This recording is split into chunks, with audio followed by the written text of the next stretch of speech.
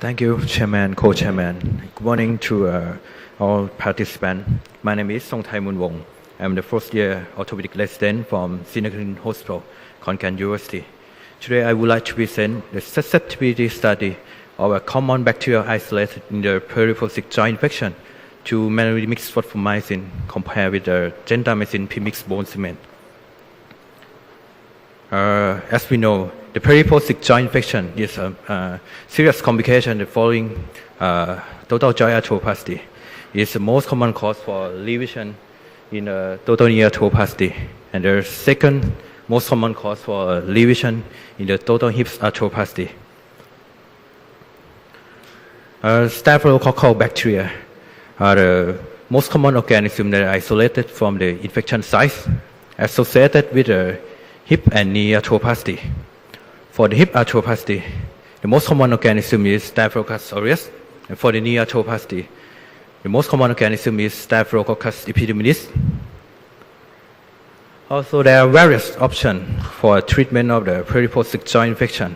The two-stage lesion arthroplasty is including the removal of the prosthesis, debridement and placement of the antibiotic cement spacer, and relay the second stage exchange arthroplasty is considered to be a current standard of care, especially in late chronic infection. The antibiotic bone cement that is used to prepare for the spacer is usually preloaded with the aminoglycoside due to its broad spectrum, heat stability, high water solubility, and low allergenicity. Gentamicin is the most chosen one, and because of the increasing of local use, gentamicin resistant staphylococci are increasing. Nowadays, the need to find the new antibiotics for the incorporation into the bone cement to make the antibiotic cement spacer. Fosfomycin is a bactericidal antibiotic that it has a unique mechanism of action. It can interfere the bacterial cell wall genesis. It has the same characteristic as the gentamicin, and moreover, it has a broad spectrum and excellent antimicrobial activity against the gram-positive cocci. So, fosfomycin-loaded bone cement may be a better choice for a local antibiotic delivery system in the management of the periprosthetic joint infection. And nowadays, there has no previous report on the susceptibility study of common isolates in the periprosthetic joint infection to fosfomycin bone cement.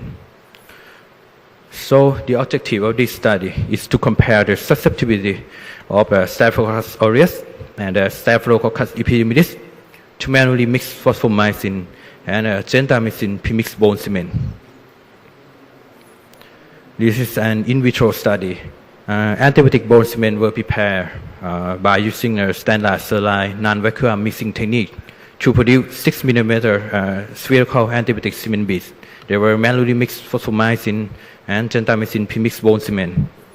Bacterial stains were 2 clinical and 1 laboratory stains of Staphylococcus aureus and 3 laboratory stains of the Staphylococcus epidermidis.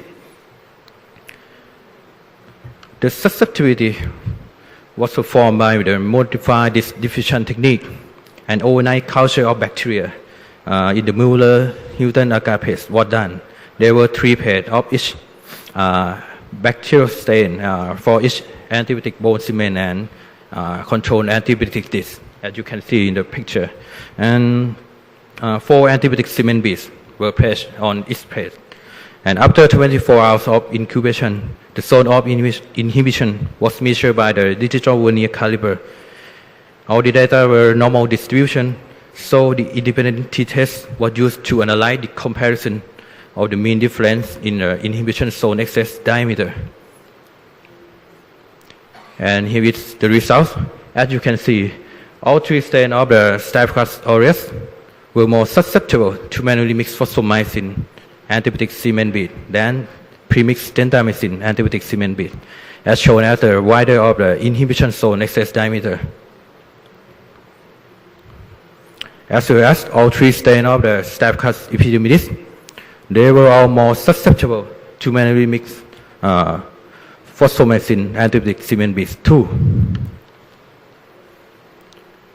That brings us some crucial point. The periprosthetic joint infection is becoming the leading cause of failure after the primary and revision arthroplasty that caused by the bacteria that are able to form the biofilms on the implant surface. Systemic antibiotics are not sufficient to eradicate infection. The biofilm forming on the prosthetic surface usually play a key role in the development and the persistence of the infection. The chronicity of infection is also by the antibiotic-resistant bacteria in the biofilms and the stability of the biofilm. Fosfomycin has a unique mechanism of action. As I mentioned previously, it has a synergistic effect to other antibiotics.